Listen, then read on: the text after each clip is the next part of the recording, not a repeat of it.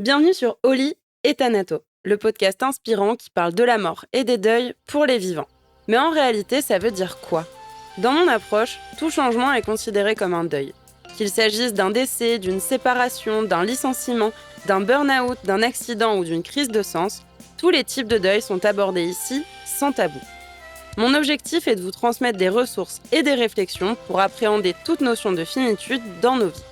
Partager le micro pour témoigner son vécu, décrypter un sujet d'actualité sous l'angle du deuil ou éclairer nos connaissances sur ces sujets, on peut vraiment dire que je parle de la mort et des deuils à toutes les sauces. Alors, qu'avons-nous au menu cette semaine? Bonjour à tous et à toutes, bonjour Cyril. Bonjour Sarden. Je suis ravie de pouvoir partager cet épisode avec toi, enregistré en amont, mais en tout cas pour la fin d'année. Et on verra que ça aura aussi un sens particulier. Avant de rentrer dans le vif du sujet, est-ce que c'est OK pour toi de te présenter, de nous dire un petit peu qui tu es, Cyril, et puis nous introduire aussi un petit peu nos lendemains? Avec grand plaisir. Eh bien, écoute, je m'appelle Cyril Merlet. Moi, je suis situé en Vendée et je suis papa de 4 enfants, entrepreneur dans une coopérative d'activité et d'emploi qui s'appelle OSE, dans laquelle je suis à la fois architecte, maître de cérémonie et artiste. Puisque je crée des moments, des espaces pour les personnes et les collectifs qui vivent des deuils. Et du coup, je fais en sorte qu'ils puissent le vivre au mieux, au jour le jour. Voilà. Merci pour cette belle introduction et je vais rebondir sur déjà ta présentation qui va nous permettre d'avoir le lien. Comme tu l'as dit, tu es architecte, tu es aussi passé de cette idée d'architecte de l'espace avec la notion d'architecte, le métier d'architecte qu'on peut connaître, à cette idée un peu d'architecte du souvenir, comme on en avait échangé, du côté tangible à quelque chose qui est quand même moins tangible. Nos lendemains, c'est la rencontre de ça aussi, le savoir-faire et le savoir-être du maître de cérémonie et celui de l'architecte. Qu'est-ce qui t'a poussé justement à mêler un peu ces sujets de architecture, cérémonie, deuil, souvenir? Je pense que déjà, je peux raconter le lien que j'ai avec l'architecture, qui est quelque chose de d'assez intime et assez profond, parce que c'est un domaine que j'ai choisi très très tôt, finalement, dans mon parcours de vie. Je crois que j'étais à peine au collège que je me projetais déjà en tant que architecte à dessiner des espaces, des maisons notamment, et je pense que j'ai beaucoup de souvenirs d'enfants à dessiner des intérieurs de maisons notamment. Et maintenant, je peux le regarder sous cet angle-là, mais ça parlait déjà de ce nouveau métier que j'ai été amené à créer finalement un peu plus tard dans mon parcours professionnel, parce que du coup, étant assez guidé de me dire, bah oui, c'est architecte, j'ai choisi cette voie, j'ai fait mes études, j'ai exercé pendant 6 ans dans différentes agences. Mais je sentais déjà, quand je faisais ce métier d'architecte, un peu une dissonance entre la forme d'espace que moi j'avais envie de créer et finalement les projets sur lesquels j'étais en train de travailler. Et je pense que je prenais pas en compte une dimension qui pourtant pour moi était au cœur de mon quotidien, c'était le vivre, l'espace habité, le vivre ensemble. Et donc, je tournais autour de cette question-là dans mes projets, mais sans jamais vraiment trouver cette manière de pouvoir créer de l'architecture aussi sensible que moi j'avais envie de le créer. Donc, j'ai fait un petit pas de côté au bout de 6 ans d'exercice du métier. Et là, j'ai été explorer notamment plein de métiers que j'aurais voulu faire quand j'étais très très petit. Et dans ces métiers-là est arrivée la thématique du deuil et de la mort. Aussi surprenant que ça puisse paraître de mon parcours personnel pour le coup, parce que c'était plutôt un sujet qui était mis sous le tapis, notamment dans mon entourage. Et pourtant, ça a fait partie de mon parcours de vie assez tôt, parce que j'ai toujours eu des personnes en deuil autour de moi. Je le racontais encore ce matin. Je crois que ma vie a été vraiment ponctuée de deuil, pas forcément qui me concernait moi, mais par contre en permanence un fil rouge de personnes endeuillées autour de moi qui a forcément nourri une sensibilité. Et cette sensibilité-là, elle est ressortie notamment à la traversée d'un deuil en 2020, avec un deuil périnatal, où là, pour le coup, j'ai vraiment été confronté à la mort d'un tout proche, puisque c'était un enfant à venir. Et finalement, dans cette expérience même de deuil, ça m'a reconnecté à l'architecte que j'avais envie de devenir. Parce que j'ai ressenti qu'on pouvait créer de l'architecture autrement que par les bâtiments, même si je le savais, hein, j'ai tourné autour de la question pendant peut-être 15 ans. Euh, et là, j'ai senti que bah, effectivement, dans l'immatériel, dans ce qui n'est pas tangible, bah, il y avait de la place pour créer de la spatialité, et notamment sur le secteur, en tout cas sur le prisme du deuil et de la mort, parce que c'est un sujet où aujourd'hui je trouve qu'il y a beaucoup de non-lieux encore, beaucoup d'espaces vacants. Et donc c'est cette question-là que j'ai choisi de prendre à bras le corps euh, une fois que j'avais, moi, laissé un peu de côté mon propre vécu de deuil. Voilà. Merci pour, Ça a donné naissance à nos lendemains. oui, merci pour ce bout de ton histoire que tu nous partages aujourd'hui et que d'une certaine manière t'as mis aussi au service d'eux, ou en tout cas ça a été une graine sur ce chemin aussi. Comme tu as parlé de sensibilité, je trouve que ce mot il est très juste, en tout cas il résonne là aujourd'hui pour moi dans ces notions de créer des espaces et être architecte finalement autrement. Est-ce que cette sensibilité, c'est justement ce que tu mets notamment quand tu crées, par exemple, des objets commémoratifs? Est-ce qu'il y a autre chose? Parce que je me doute bien qu'il y a pas que ça, hein, il doit y avoir plein de petites choses dans ta recette. On fait pas un gâteau au chocolat qu'avec du chocolat. Donc, qu'est-ce que tu mets d'autre à part cette sensibilité? Et puis peut-être, est-ce que tu peux nous dire, c'est quoi pour toi un objet commémoratif? Bah, effectivement, la sensibilité, c'est presque une des fondations, enfin, c'est un des piliers sur lequel je m'appuie pour accompagner, puisque finalement, d'être en harmonie avec sa propre sensibilité, quand on est face à des personnes qui sont en train de vivre un deuil, et donc forcément avec des émotions exacerbées, une vulnérabilité qui est là, palpable pour le coup, forcément qu'en miroir, il y a, il y a quelque chose de soutenant qui se crée, rien que déjà dans le fait de poser ce cadre à la fois sensible et poétique. Parce que la notion de sensibilité, c'est la poésie que j'ajouterais, celle qui fait que d'une épreuve de vie difficile, on peut poser un regard euh, neuf, au sens où il y a toujours du beau et du bon finalement dans une perte, même si quand on la vit, c'est pas ce qu'on a forcément envie d'entendre en premier lieu, mais il y a quand même tout le temps une part de poésie qui est là et qui est amenée par la vie elle-même en fait. Et moi, mon métier, il est simplement là à faciliter finalement cette émergence de la poésie qui est déjà là dans la relation que les gens peuvent avoir avec leurs défunts, en tout cas avec leurs proches quand ils sont vivants, puis ensuite au-delà de la vie finalement.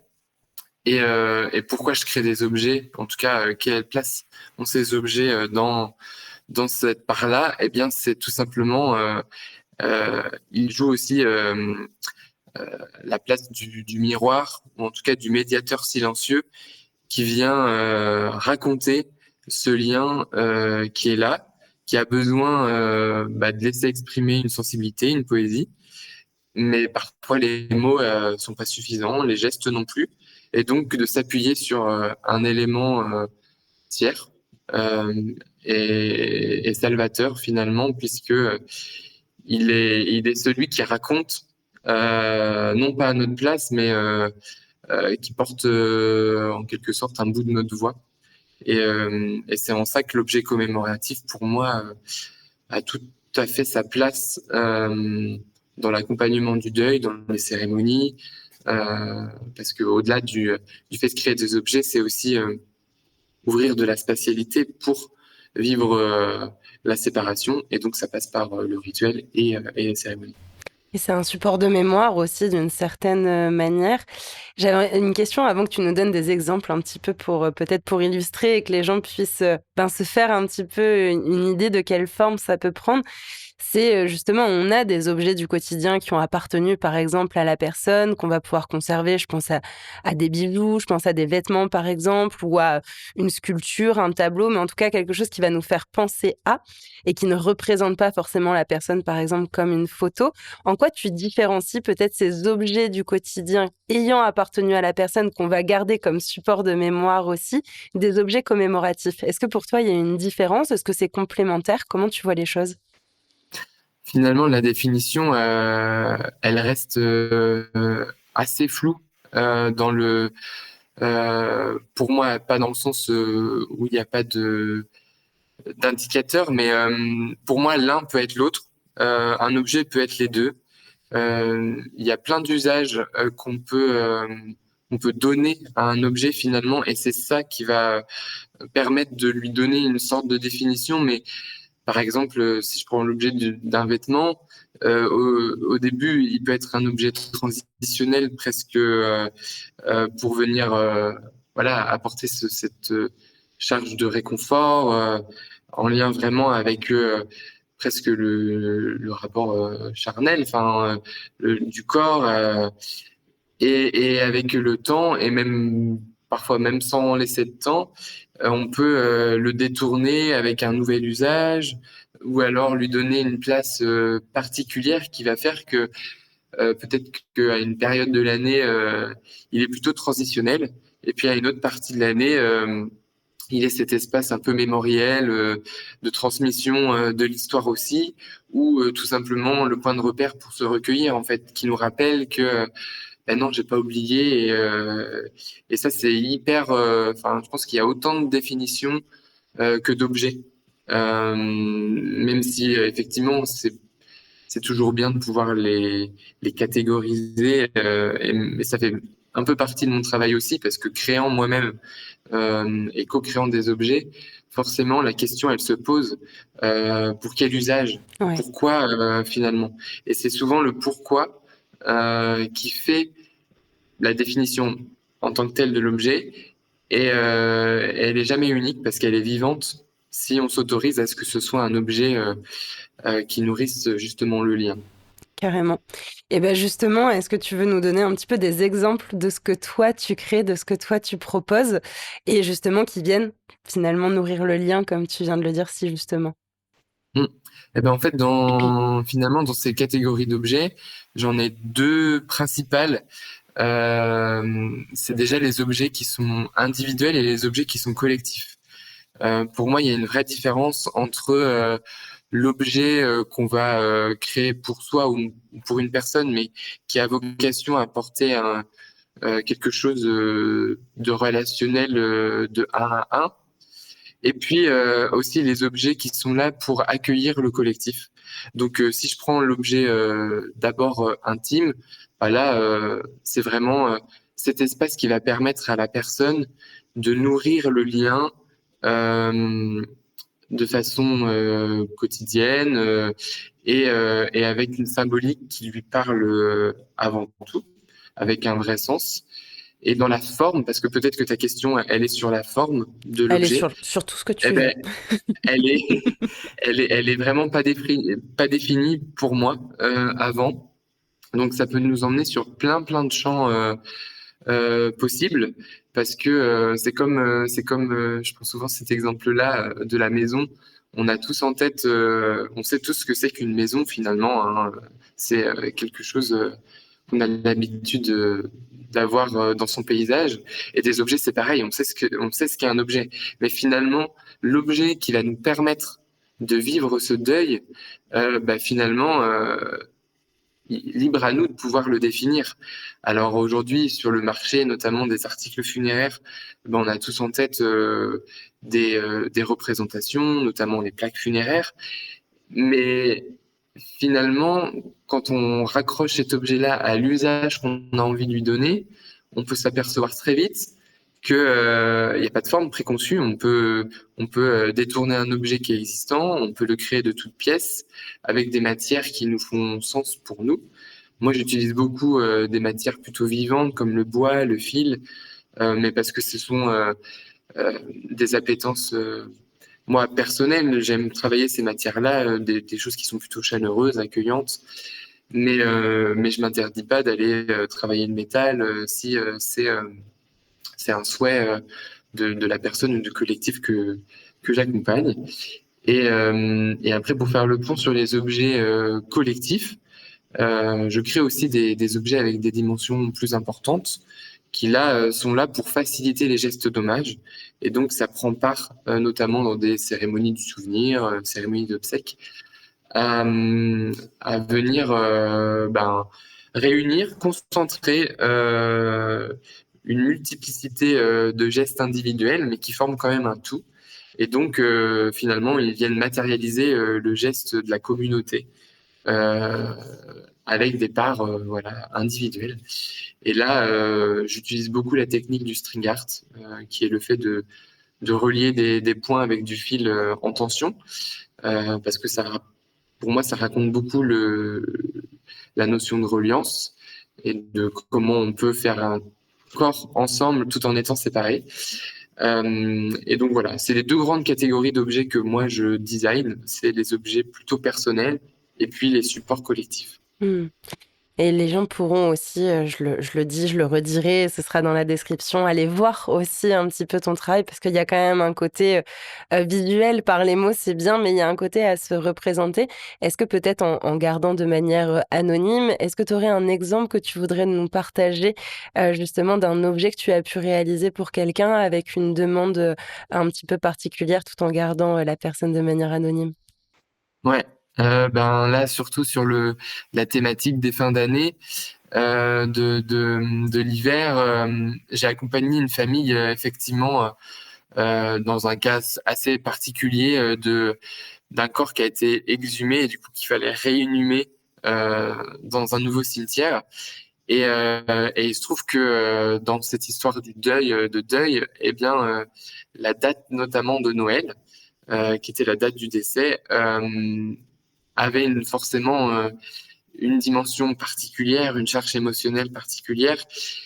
Et du coup, la fille du défunt savait que pour sa maman, c'était encore très important de retrouver un espace pour du coup réaccueillir finalement cette nouvelle séparation, quoi, de se dire bon bah il y a eu les obsèques, puis là on va revivre encore une nouvelle séparation avec le fait de réinhumer le corps. Et donc on a recréé une petite cérémonie d'inhumation et ils avaient besoin d'avoir un objet qui accompagne ce moment-là. Et donc cet objet, là encore une fois, c'est l'histoire qui reliait ces personnes-là, notamment ce couple de cette dame qui faisait le deuil de son mari, pourtant vraiment pas mal d'années après, on était sur du 15 ans après décès. Et, elle était toujours autant amoureuse de son mari. Et on a profité finalement de cet objet de recueillement pour aussi symboliser l'amour qu'il y avait toujours entre ces deux personnes, même au-delà du vivant. Donc on a choisi de réunir deux anneaux métalliques ensemble, et dans lequel était incorporé un petit cœur en bois et duquel était suspendu du coup le nombre d'années de vie qu'ils ont passé ensemble, mais aussi celles qu'ils ont passées séparément, parce que ça fait partie de leur histoire de couple, finalement, auxquelles étaient accrochées des petites perles qui symbolisaient du coup la transmission aux enfants, aux arrière-petits-enfants. Vraiment un objet qui arrivait à symboliser euh, à la fois la séparation forcément, mais en même temps la famille au complet.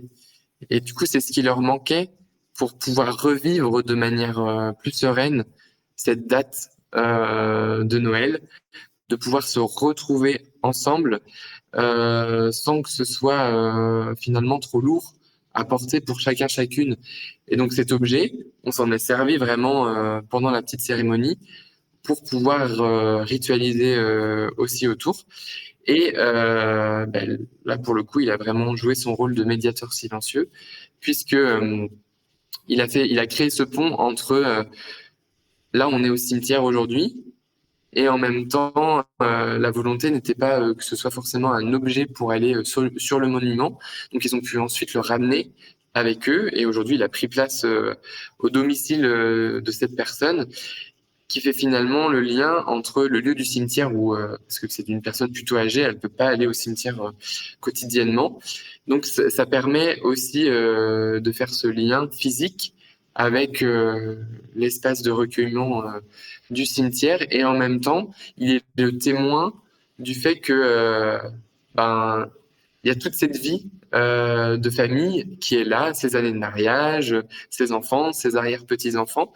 Et finalement, c'est peut-être ça qui prime sur le fait que cette personne-là ne soit plus là physiquement, quoi. Et merci pour ce partage que je trouve très beau. Justement, moi, je dis souvent que derrière un deuil, il y a toujours l'amour et que on parle justement d'un deuil. Il ne peut n'y avoir deuil que s'il y a attachement ou que s'il y a amour et que cet amour, en fait, il disparaît pas du jour au lendemain, il continue à perdurer. Il prend une autre forme, le lien se transforme. Il y a cette idée du lien qui se poursuit, qui perdure, mais d'une manière différente. Et en tout cas, je trouve que par le témoignage que tu nous as rapporté là, autour de cet objet, de la création, de pourquoi tel ou tel symbole, pourquoi fait de telle ou telle manière, finalement, c'est ce que ça transpire. Et je trouve que ça se porte aussi dans ton nom, le nom de ton projet qui s'appelle Nos lendemains. Il y a cette idée de poursuivre après la perte. J'imagine que ce nom, il n'était pas choisi au hasard. Est-ce que tu veux nous en dire un petit peu plus? Oui, c'est vrai que ce nom, il a été choisi.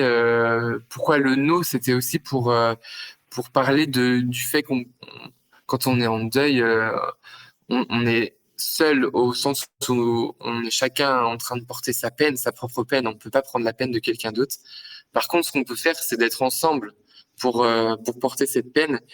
Et donc forcément, nos lendemains, c'était pour raconter le fait que euh, la dimension collective est pour moi primordiale finalement dans le fait de vivre un deuil. Et quand je parle de ça, ça raconte pas le fait d'être entouré de plein de personnes, hein. Ça raconte d'être entouré de certains éléments. Euh, et, euh, et ce et pourquoi nos lendemains, c'était aussi le fait de tout de suite se tourner vers l'avenir, c'est-à-dire d'être quand même dans cet accueil de la vie qui, dans tous les cas, va advenir en fait, malgré la séparation. Ça, c'est quelque chose qui est plutôt euh, pour moi moteur dans le vécu de deuil, de se dire que on n'est pas obligé de faire le travail nous. La vie, elle peut aussi se charger pour nous à un moment donné de nous porter à minima dans cette souffrance, dans cette épreuve de la séparation. Et moi, je sais que ça m'avait beaucoup aidé, notamment dans la traversée de ce deuil périnatal, de me dire que même si j'ai été peu entouré, finalement, peut-être par les personnes que j'attendais, d'avoir retrouvé une ressource dans la vie elle-même, eh bien, ça a été facilitant et c'est ce que j'avais envie de pouvoir transmettre dans mes accompagnements. Et notamment, Nous lendemain, c'est aussi le titre d'une chanson qui m'a beaucoup aidé aussi, enfin en tout cas qui résonne fort dans, dans le fait qu'on n'est jamais préparé finalement à ces épreuves-là. Et on a deux choix. Soit on se tourne vers ce qui a été, soit on se tourne vers ce qui va advenir de ce qui a été. Et ça fait toute la différence finalement. Clairement, et puis voilà, comme tu l'as dit, c'est vrai que le vécu de deuil reste intime et personnel. On ne peut pas prendre la souffrance de l'autre et cette souffrance, parfois, on a même du mal à l'exprimer, à mettre les mots dessus. On a parfois même du mal nous-mêmes à dire réellement. On sait juste qu'on n'est pas bien, qu'on est mal, mais après, citer et mettre des mots, c'est parfois tout un challenge, tout un travail aussi. Mais ce deuil se vit au sein d'un collectif, au sein d'une communauté, au sein d'une famille, au sein d'une société, d'une entreprise. Et justement, j'aimerais rebondir un peu sur cet aspect collectif aussi du deuil et de faire un petit point de focal sur notamment l'aspect architecture et par rapport à l'espace. Et justement, dans l'aspect cérémonie, donc je pense par exemple, ben, certes au cimetière, je pense au funérarium, je pense par exemple aux églises ou en tout cas aux espaces religieux quand les cérémonies sont religieuses. Il y a cet espace et peut-être quel rôle cet espace joue-t-il, dans la mise en œuvre justement de l'aspect recueillement, du rituel? Ou peut-être toi, comment tu le vois, comment tu le perçois et comment tu donnes, cette dimension, j'allais dire sacrée, mais tu me diras si le mot résonne. Je l'entends sacré au sens, pas au sens religieux, vraiment juste au Oui, oui, sens, oui, sacré. je te rejoins sur Hem, la même chose. ouais. Alors vas-y, dis-moi. En fait, le lieu, encore une fois, il est une composante sur laquelle on peut s'appuyer. Si je prends l'exemple, encore une fois, de la maison, on oublie souvent, mais l'espace où on est, c'est un espace où on habite. Il accueille nos gestes, il accueille nos relations, les moments de peine et de joie. Et finalement, quand on est en deuil, bah, là pour le coup, la vie continue. Donc on est toujours dans un contexte, dans un cadre, dans des lieux. Et finalement, ces lieux-là, ils ont peut-être tout autant d'importance, non pas parce que eux sont différents, mais parce que nous, on a aussi un regard et un rapport à l'extérieur différent. On a besoin nos besoins sont modifiés, on a besoin de se sentir coucouné, on a besoin d'être dans un espace accueillant, chaleureux. Et pour le coup, ce qu'on ressent par rapport au lieu, qu'on va être amené à aller visiter pendant l'épreuve, par exemple, d'un décès, sont très importants, non pas, enfin, à la fois d'un côté parce qu'ils renvoient ce qu'on est en train de vivre à l'intérieur, et en même temps parce que eux-mêmes peuvent aussi porter une énergie particulière dans leur construction, dans leur architecture même. Donc il y a vraiment cette corrélation entre finalement à la fois ce qu'on est en train de vivre à l'intérieur et ce qui se vit à l'extérieur. Et finalement, les lieux, pour moi, ce sont des successions de seuils qu'on franchit à chaque fois. Et par exemple, quand on est dans un salon funéraire qu'on trouve froid, ben inévitablement, on va se sentir pas réconforté parce que notre besoin il se situe sur d'avoir de la chaleur. Et c'est pareil pour un crématorium, enfin pour tous les lieux dans lesquels on va aller. Et c'est même euh, comment dire aussi valable pour les lieux ordinaires, c'est-à-dire là on pense souvent à ces lieux du cimetière, du crématorium, de l'église, mais il y a tous les entre-deux qu'on va aussi reparcourir quand on est en deuil, et parfois même nos espaces du quotidien vont prendre une dimension nouvelle, parce que justement ils vont avoir un écho sur ah bah tiens, ça me rappelle telle ou telle chose, ou ça m'apporte tel ou tel élément dont j'ai besoin, la chaleur, la nature, et c'est pour ça que souvent on, on, on invite les personnes en deuil à aussi se reconnecter peut-être à la nature parce que c'est un lieu qui a une ressource en lui-même en fait. Et donc le lieu euh, tient cette fonction de ressource ou pas. Parfois, on rentre dans un espace et on se dit c'était juste pas là où j'avais envie d'être à ce moment-là, quoi. Et ça rajoute une douleur à la douleur.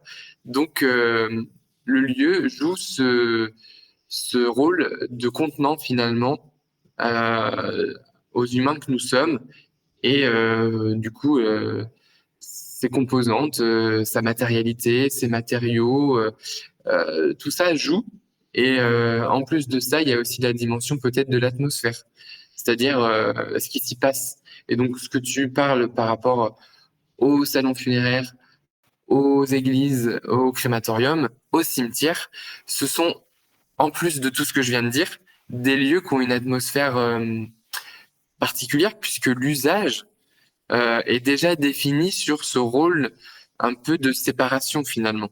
Et donc, c'est peut-être encore plus important dans ces lieux-là où il y a beaucoup de collectifs, où il y a aussi cette charge émotionnelle, finalement dans leur architecture intérieure, d'arriver à les rendre soutenants, accueillants, pour qu'ils puissent être facilitateurs à leur tour aussi.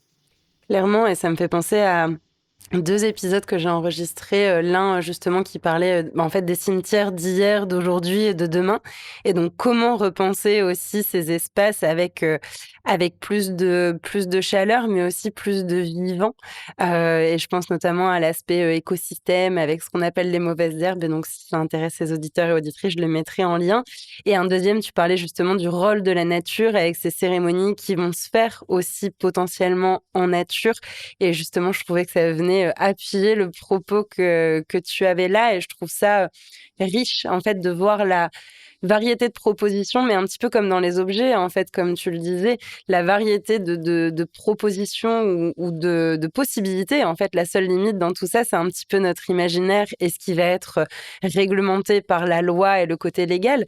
Mais en réalité, parfois, on suit un chemin tout donné parce que pardon, parce que c'est comme ça qu'il faut faire, parce que on a fait comme ça par le passé, alors qu'en fait, il y a plein de possibilités, il y a plein de nouvelles possibilités aussi à inventer ou à réinventer et je trouvais que ça venait, souligner, cet aspect-là.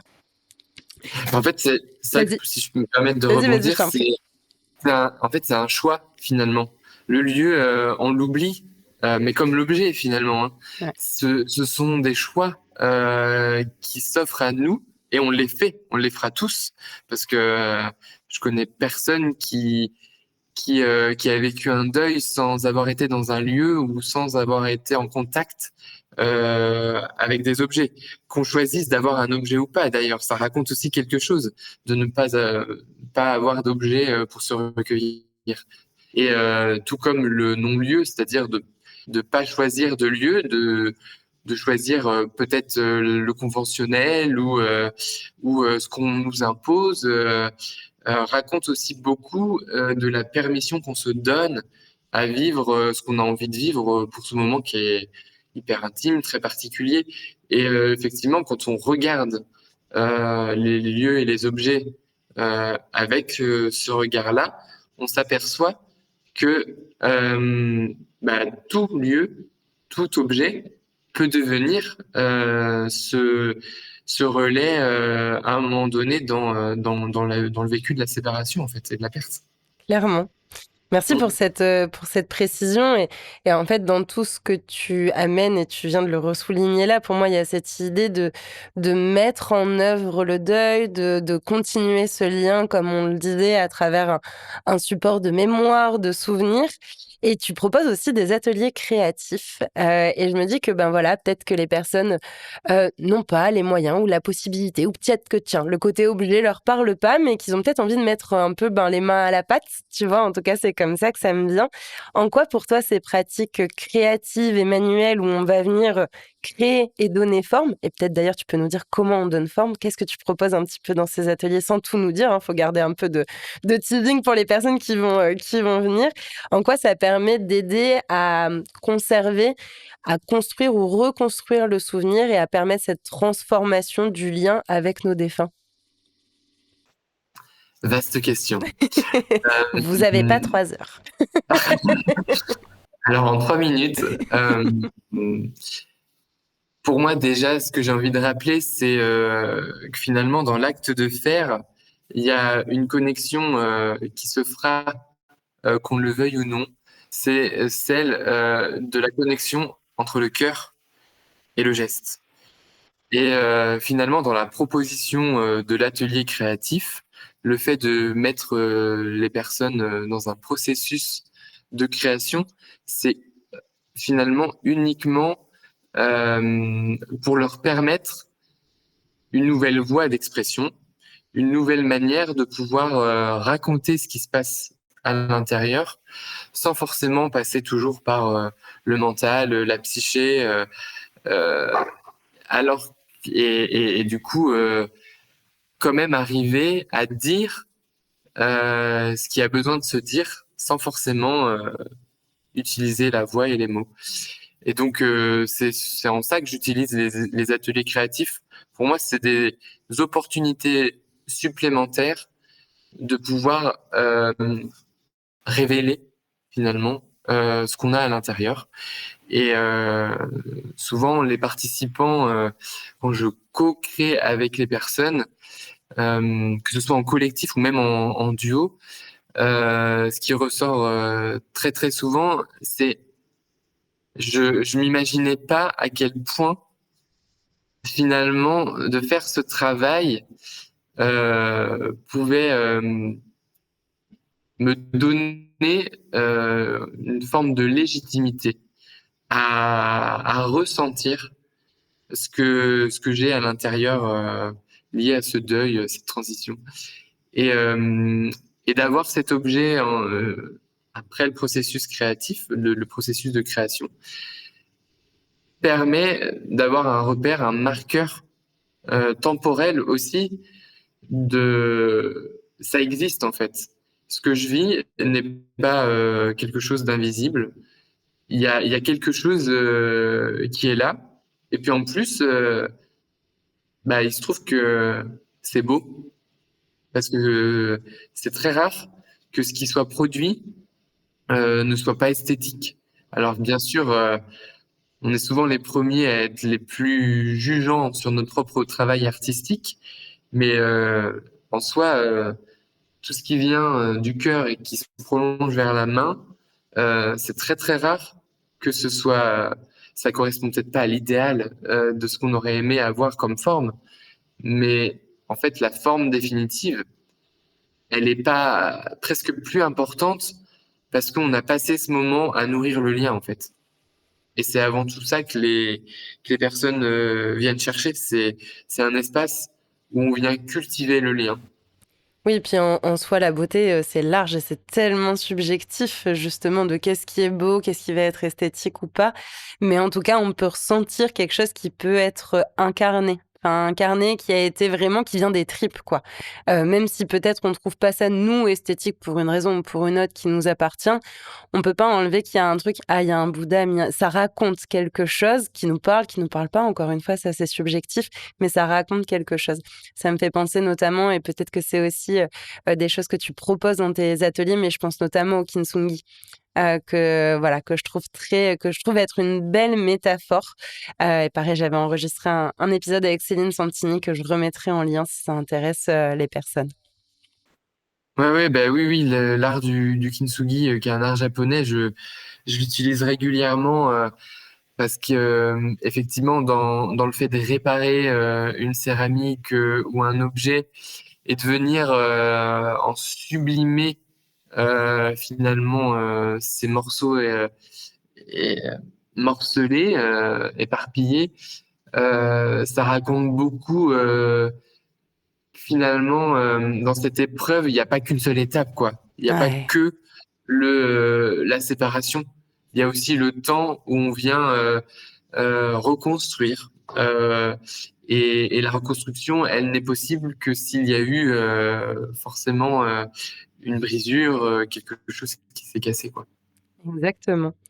Et je me dis peut-être pour finir, comme on disait, cet épisode, il sort au moment des fêtes de fin d'année. On a souvent tendance à faire des cadeaux à nos proches, généralement.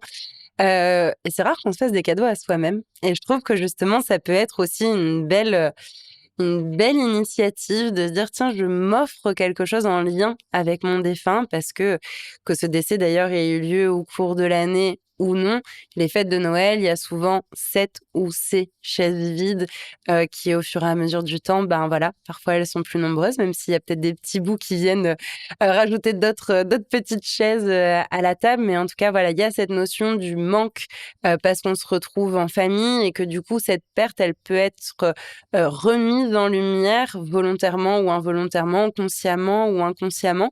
Est-ce que tu aurais peut-être des suggestions, des propositions, des idées? Et comme on l'a dit, ça ne sera que des idées parmi tant d'autres parce que libre à votre propre imagination. Se dire, ben tiens, comment je pourrais honorer mon défunt peut-être de manière simple, sans trop me juger, à dire tiens, c'est beau, c'est pas beau, et limite, je le garde pour moi parce que bon, ok, je suis pas très douée, je sais pas, en dessin ou je ne sais quoi. Si vous êtes comme moi et que vous savez faire que des bonhommes bâtons, bah pareil, c'est des choses qui s'apprennent et c'est aussi un bel exercice, je trouve, d'apprécier ce qu'on a fait, non pas pour le rendu final et esthétique comme on en parlait, mais pour le fait de j'ai transmis quelque chose en fait. J'ai donné vie à quelque chose qui était en moi sans avoir toujours besoin d'y mettre les mots et d'y poser les mots. Eh bien, mon conseil, ce serait peut-être de pas porter son attention sur justement la forme, et plutôt de porter son attention sur une symbolique, celle qui va vraiment nous parler.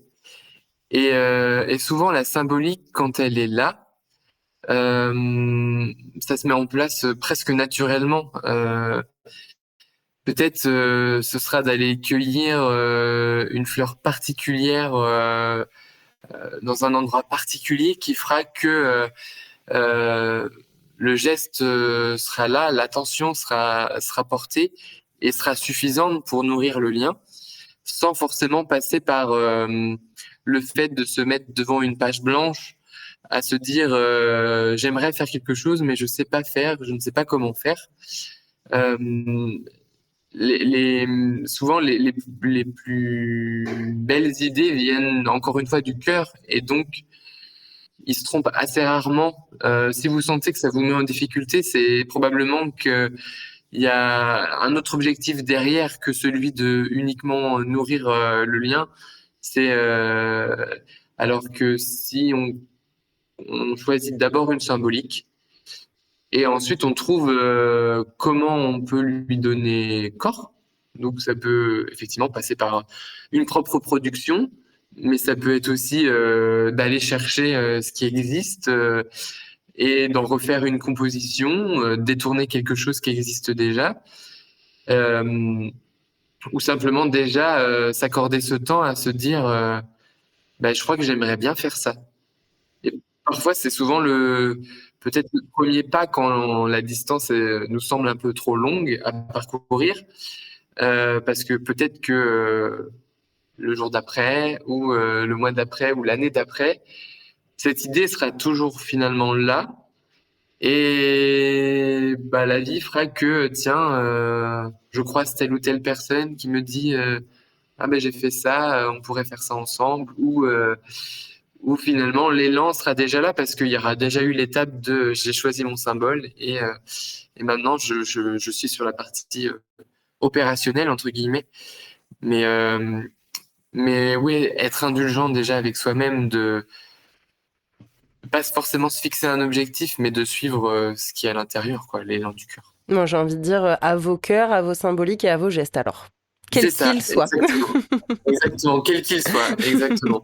Mais après, je peux aussi aiguiller parce qu'il y a peut-être des gens qui nous écoutent, qui sont dans ce besoin d'avoir un symbole tout de suite marquant, ou eh bien, ça peut être assez simplement de choisir peut-être une bougie et de choisir un fil et d'entourer ce fil autour de cette bougie, rien qu'en pensant à la personne, pour donner un espace au lien.